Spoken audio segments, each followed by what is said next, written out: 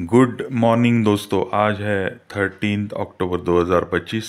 मैं उदय कुर्तकोटी। आज मैं हिंदी में बोल रहा हूँ, लेकिन आगे मराठी में बोलूँगा।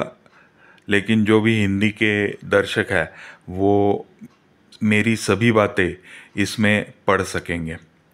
कैसे वो मैं बता दूँगा। पहले आप नए हो तो मेरा वीडियो 1.5x स्पीड से देखिए। इससे आपका समय बच जाएगा और आप आसानी से सब कुछ सुन भी सकेंगे। और नए हैं तो सब्सक्राइब कीजिए और वीडियो पूरा देखिए। अगर आपको पसंद आए तो लाइक कर देना और शेयर कर देना। धन्यवाद। अभी मैं मराठी में बात करने जा रहा हूँ, लेकिन आप हिंदी में इसका पूरा वर्जन आप पढ़ सकोगे। ये पूरा वर्जन आपको आसानी से मिल जाएगा और मैं इसी का अनुवाद मराठी में रख रहा हूँ। मी आज सिल्वरच्या बाबतीतली दोन गोष्टी तुम्हाला सांगणार आहे। पहिलं म्हणजे सिल्वरमध्ये डिमांड आणि सप्लाय याच्या बाबतीत भली मोठी गॅप तयार झालेली आहे आणि ही गॅप गेले काही वर्ष येत होती, पण याच्यामध्ये पूर्वीचं जे एक्सकॅव्हेशन केलेलं जे सिल्वर होतं आणि ज्याचा यूज संपलेला होता किंवा इन्व्हेस्टरनी जे ठेवलेलं होतं ते बाजारात आणत होते आणि त्याच्यामुळे ही डिमांड सप्लायची गॅप भरून निघत होती। पण आता मात्र ही गॅप वाढत चाललेली आहे, कारण इन्व्हेस्टर्सना दिसतंय की सिल्वरचा भाव आता वाढतच जाणार आहे। त्याच्यामुळे आपल्याकडचं फिजिकल सिल्वर हे लोक बाहेर आणत नाही आहेत आणि तशात सेंट्रल बँक्स यांनी सोन्याबरोबरच चांदी पण स्वतःकडे जमा करणं चालू केलेलं आहे। त्याच्यामुळे ही गॅप तयार झालेली आहे आणि ह्याचे इंडस्ट्रियल युसेस म्हणजे इंडस्ट्रियल वापर मात्र याचा भयंकर वाढायला सुरुवात झालेली आहे, कारण नवीन नवीन टेक्नॉलॉजी येत आहेत आणि त्याच्यामध्ये चांदीचा वापर खूप मोठ्या प्रमाणावर होतो आहे। म्हणजे जसं AI येतं आहे, तर AIसाठी अति प्रचंड प्रमाणात चांदी लागते। हा एक मोठा प्रॉब्लेम आहे आणि तसेच EVला लागती आहे। त्याच्यानंतर आपल्या ज्या नवीन बॅटरीज येत आहेत त्यांना लागती आहे। नवीन चिप्सना संबंध सिल्वर लागतं आहे। हा एक प्रॉब्लेम आहे। त्याच्याशिवाय सॉरी जे सिल्वर सोलर पॅनल आहेत त्यांनासुद्धा चांदी आवश्यकच आहे।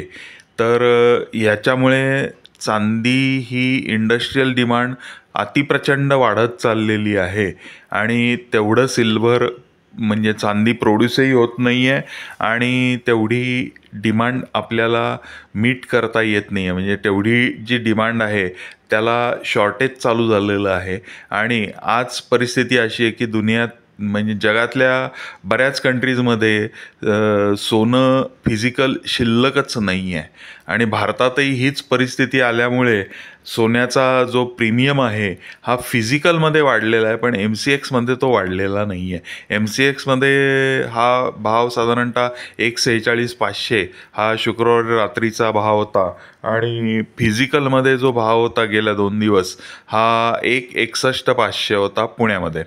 तर भारतामध्ये प्रत्येक शहरात हा भाव वेगवेगळा असतो, पण तो 1.70पर्यंतही काही ठिकाणी पोचलेला होता।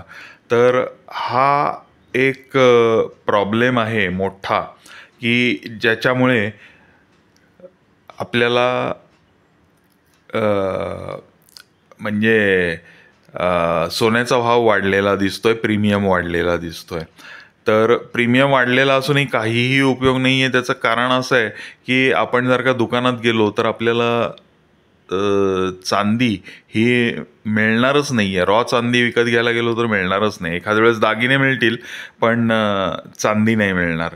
त्याच्यानंतर दुसरी गोष्ट जी आहे ती ट्रम्पनी आत्ता झेलेन्स्कीला प्रॉमिस केलेलं आहे की लॉंग डिस्टन्स मिसाईल्स त्यांनी द्यायचं प्रॉमिस केलेलं आहे। त्याच्यामुळे त्याची रेंज जी आहे ती डायरेक्ट मॉस्कोपर्यंत जाते आहे आणि पुतीनच्या घरापर्यंत जाते आहे। त्याच्यामुळे पुतीननीसुद्धा धमकी दिलेली आहे. रॅदर पुतीनची ही धमकी नसते. पुतीन जे जे बोलतो ते करून दाखवतो. तर त्याच्यामुळे पुतीननी स्ट्रेट धमकी दिलेली आहे की निम्म्या युरोपवरती मी हल्ला करू शकतो.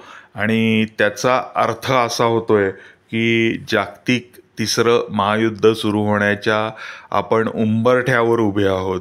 आणि त्याच्यामुळे सोनं वाढतंय आणि सोनं वाढल्यामुळे नॅचरली चांदी पण वाढत जाते.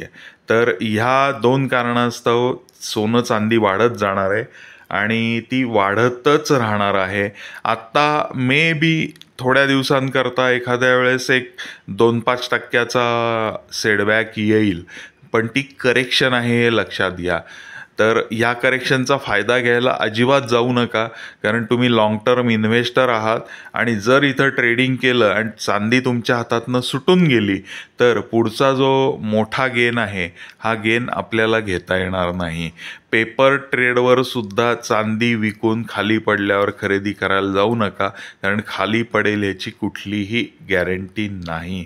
पहिल्यांदा काय होत होतं की सोन्या चांदीमध्येच फक्त ॲनालिसिस होत होतं. तेवढ्या मार्केट पुरतंच ॲनालिसिस व्हायचं. सप्लाय डिमांड त्याच्यानंतर ह्याच्यातली जी गॅप आहे त्याच्याप्रमाणे सोन्याचे भाव वर खाली व्हायचे. इंटरनॅशनल सोन्या चांदीच्या भावाप्रमाणे भाव वर खाली व्हायचे. एवढंच कारण होतं. पण आता हे कारण राहिलेलं नाही आहे. हा जिओपॉलिटिकल मोठा खेळ चालू झालेला आहे आणि त्याच पद्धतीने याचं ॲनालिसिस करावं लागतं आणि हेच आज बघायचं आहे. बरं मित्रांनो, शेअर मार्केटमध्ये आज जर का शेअर वर गेले तर सेल ऑन राईट्स ही रणनीती वापरायची आहे. पोझिशनल जे शेअर्स तुम्ही विकत घेतलेले असतील त्याच्यासाठी ही पेपर ट्रेडवर घेण्याची गोष्ट मी सांगत आहे.